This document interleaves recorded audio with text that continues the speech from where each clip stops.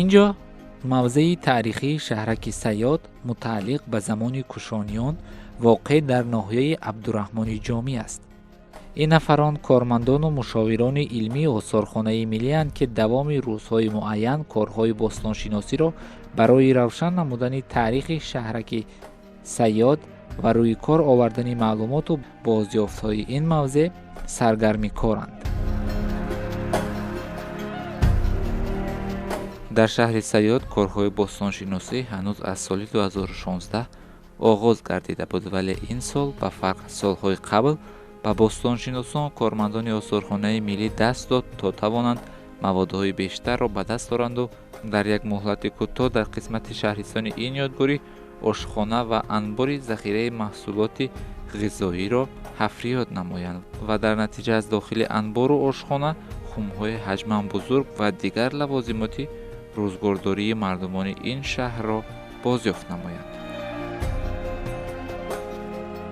یک از سمت‌های مهم فعالیت آثارخانه ملی تویستان این به راه ماندن کارهای باستانشناسی در حدودهای تاریخی و یادگاری‌های تاریخی جمهوری تویستان به حساب می‌رود. رهبرت آثارخانه ملی تویستان تصمیم گرفت تا شروع از آغاز ماه ایون سال جاری در یک از منطقه‌های تاریخی حدود جمهوری تویستان یعنی در ناحیه عبدالرحمن جامی با کارهای باستانشناسی در یک از یادگاری‌های مشهور این ناحیه که با نام صیاد مشهور میباشد آغاز نماید و در نتیجه بر راه ماندن کارهای باستانشناسی از جانب کارمندان آثارخانه ملی تویستان البته اشیای بازیافت گردیده است که آن مربوط به امپرای کوشانیان بوده و این بازیافت‌ها از پهلوی گوناگون حیات مردمی این زمان گواهی می‌دهد.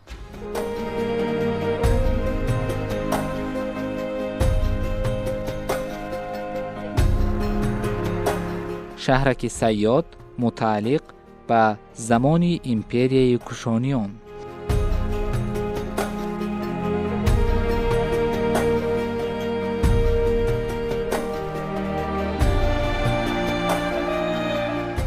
محققان زمان خرمی و شکوفایی و زیست و زندگانی را در این شهرک به دوران حکمرانی امپریای بزرگ کوشانیان ربط می‌دانند.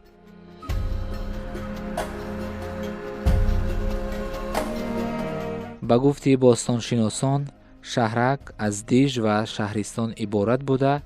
دیژ جای شاهنشین 44 بر 53 متر مساحت داشته نسبتاً به شهرستان در بلندی جای گرفته است.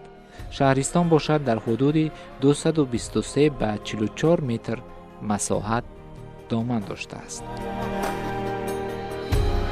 شهرک در زمان خود آباد و مردمانش خیلی هنرمند و هنرور بودند. البته این گفته ها را دلیل آثار بازیافت شده از حدود شهرک ضمن کارهای باستانشناسی می باشد. اگر به آثار دریافت شده و اندیشه محققان تکیه نماییم می توان ابراز داشت که زمان موجودیت شهرک ساکنانش به هنر کلالگری مشغول بودند و این هنر را در سطح عالی حفظ داشتند.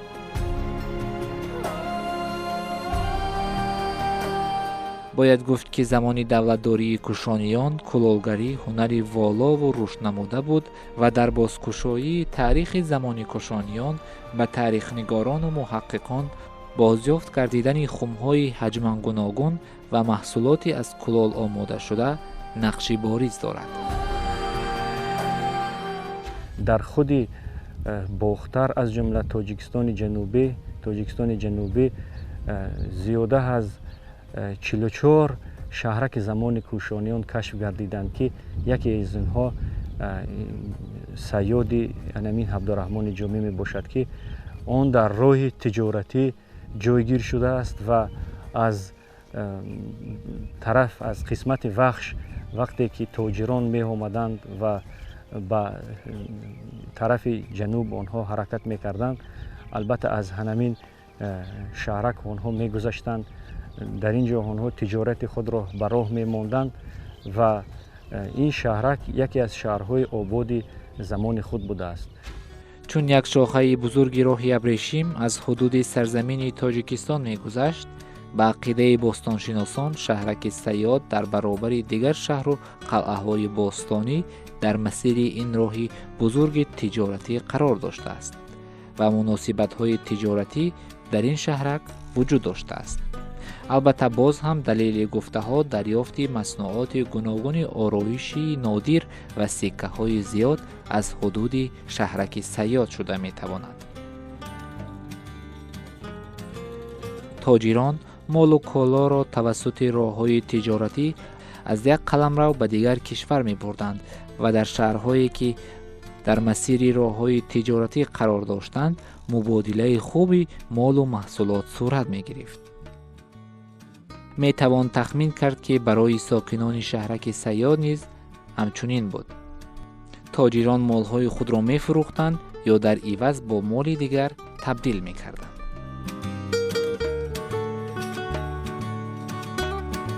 масалан ин ороишот аз гӯшмоҳии баҳрӣ омода шудааст ки ба гуфти таърихдонон хоси уқёнуси Ҳинд аст ва шояд ҳам маҳз дар натиҷаи густариши муносибатҳои молӣ тиҷоратӣ чунин ороишоте ки аз гӯшмоҳии баҳрӣ омода шудааст ба дасти сокинони шаҳраки Саёд расидааст. чизи дигари ҷолиб ки дар натиҷаи ҳаффорӣ ошкор карда шуд ин обёрии шаҳрак тавассути қубурҳои сафолӣ гуфта мешавад. аз бозёфти чунин қубурҳои сафолӣ муҳаққиқон тахмин мекунанд ки дар замони мавҷудият шаҳрак дорои системаи хуби обтаъминкунӣ низ будааст.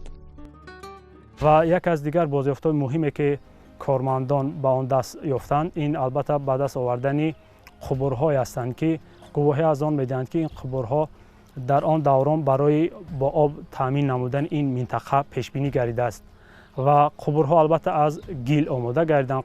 қубурҳои сафолӣ ҳастанд ва ҳаҷман яъне ки гуногун ҳастанд, аз хурд то бузургро дар бар гирифта ва раванди тӯлонии ин қубурҳо гувоҳӣ аз он медиҳад ки аз як минтақаи дур ба минтақаи лозима ба воситаи ин қубурҳо об таъмин карда мешудааст. сиккаҳо низ дар бозкушоии таърихи шаҳраки Саёд нақши бориз доранд. дарёфти сиккаҳои зиёде аз ҳудуди Саёд имкони хуби омӯзишу таҳқиқи ёдгорӣ ва бозкушоии онро барои таърихнигорон дод.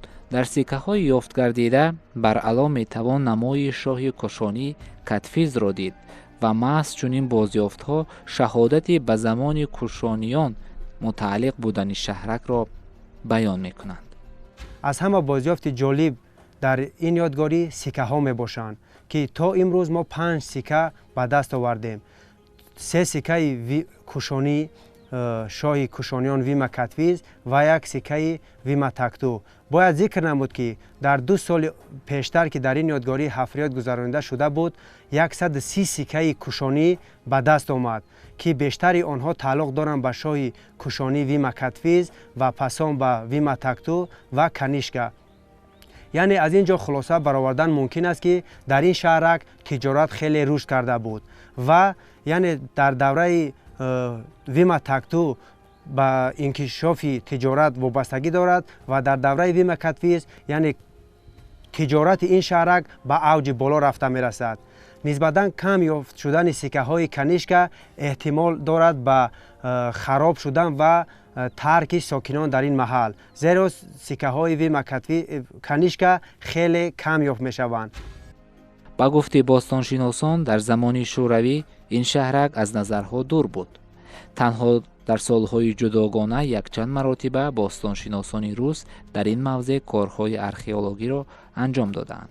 таваҷҷӯҳ ба ин шаҳрак маҳз дар замони истиқлолияти кишвар равона гашт. осторхонаи миллӣ дар ин давра тавонист бо корҳои ҳафриётӣ таърихи шаҳракро бозкушоӣ намояд. тавре гуфта шуд ин маротибаи сеюм аст ки дар шаҳраки таърихии Саёд аз ҷониби кормандону бостоншиносони осторхонаи миллӣ корҳои ҳафриётӣ гузаронида мешавад. шаҳраки Саёд ёдгории замони кушониён аст. бори аввал ин шаҳрак соли 1947 аз ҷониби Александр Маркович Беленицкий дар ин шаҳрак, дар шаҳраки Саёд як разведкаи археологӣ гузаронида шуд. баъдтар вақте ки академияи илмҳои ҷумҳурии тоҷикистон таъсис меёбад, солҳои 50-уми асри 20 дар ин ҷо бостоншинос Зеймал ва дар давраи шӯравӣ умуман мо агар гирем шаҳраки Сайёд ба дараҷаи кофӣ омӯхта нашудааст. танҳо соли 2014 бо кӯшиши осорхонаи миллии ҷумҳурии тоҷикистон ба шаҳраки Сайёди нои Абдураҳмони ҷомӣ экспедитсияи ҷустуҷӯӣ фиристонда шуд, дар ин ҷо разведка гузаронда шуд ва муайян шуд ки ин шаҳрак ба замони кушониён тааллуқ дорад ва маълум гардид ки он аз ду бахш иборат аст: бахши Диж ва бахши Шаҳристон.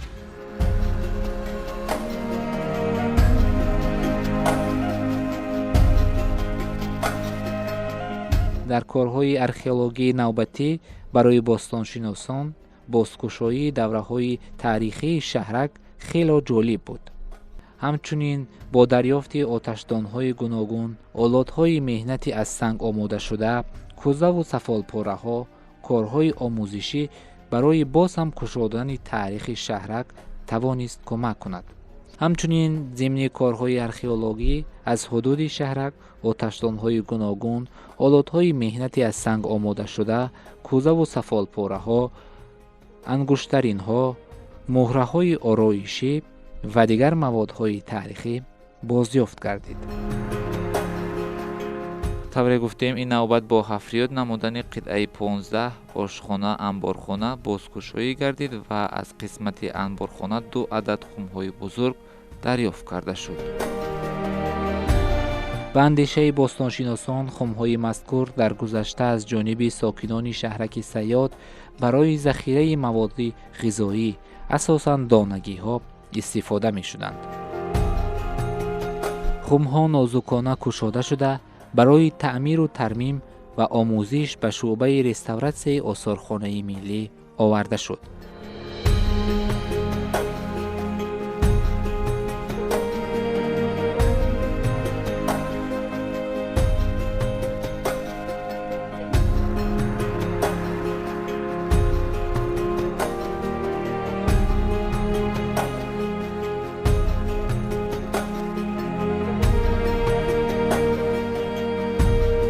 дар ҷараёни ҳафриёд дар димнаи Сайёд қабатҳои бостонии 3 давра пайдо карда шуданд ва мисли маъмул қабатҳо аз боло ба поён шуморагузорӣ ва таҳқиқ гардиданд.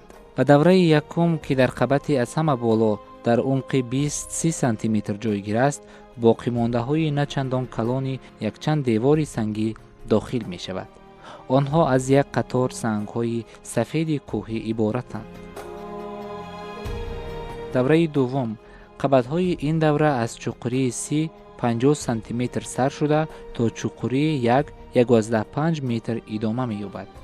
яъне чуқурии қабатҳои ин давра дар мавзеъҳои гуногуни ёдгорӣ то 50 сантиметр аз якдигар фарқ мекунанд.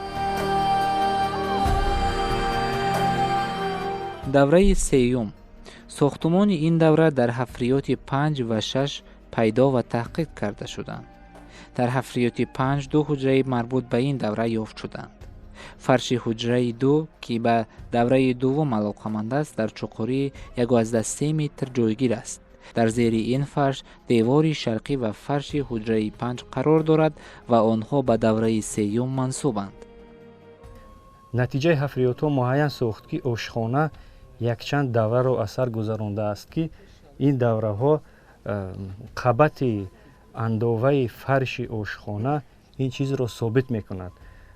маълум гардид, ки ошхона аз 3 қабат иборат аст, ки ин худаш гувоҳи он аст, ки худи Сайёдқалъа аз 3 давра иборат аст ва деворҳои давраи якум аз 20 то 40 сантиметр пайдо мегарданд. деворҳои давраи дуюм аз 30 то 50 сантиметр ва қабати охирини шаҳрак то 2 метр, яъне то материк ҳумқ пайдо гардида шудааст.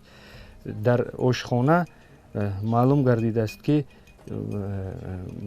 ин оташдон барои оташдони хеле хурд аст. Мумкин дар дигар қисматҳои ин хонаам, яъне ошхонаам оташдонҳо пайдо гарданд ва африёд аллакай африёд ҳанӯз ба охир нарасидааст ва дар натиҷаи африёд дар охир маълум мегардад ки дар ин ҷо чӣ чиз яъне кадом оташдонҳо боз ҷойгир шуданд. Албатта оташдонҳо дар шаҳрак чанд намуд ҳастанд. Оташдонҳое ҳастанд ки вазифаи ибодатиро низ иҷро мекунанд. Оташдонҳое ҳастанд ки фақат барои гарм кардани хона ва оташдонҳое ҳастанд ки барои мондани зарфҳо ки онҳо хӯрок мепухтанд яъне иборат аст.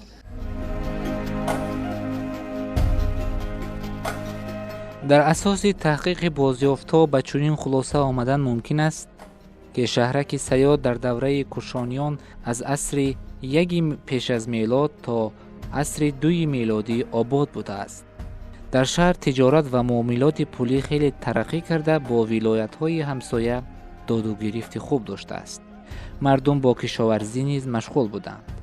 дар рӯзгори худ бештар аз зарфҳои сафолӣ истифода мебурданд.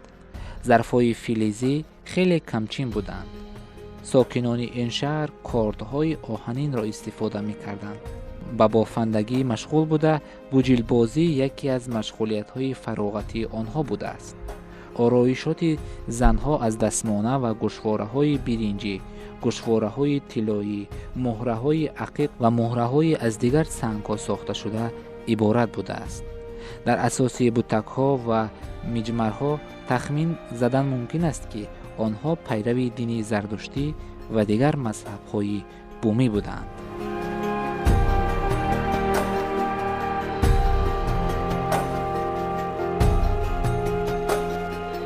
агар мо сабаби тарк шудани ин шаҳракро гирем, бозёфтҳо худашон гувоҳи он ҳастанд ки дар ин ҷо танҳо бозёфтҳои боқӣ монданд ки ашёҳои боқӣ монданд ки онҳо хеле вазнин буданд. ё мисол дар амборҳо агар хумҳои калонро мо гирем, онҳо дар амборҳо гӯронида шуда буданд ва сокинон наметавонистанд онҳоро бо худ гирифта баранд. барои ҳамин чунин хумҳо дар ин ҷо боқӣ монданд. бояд иброз намуд ки номи аслии шаҳрак то ҳол зери пардаҳои ноаёни таърих ниҳон аст ва номи Сайёдро гирифтани он шартан ба хотири деҳаи дар наздикии он вуҷуд доштааст.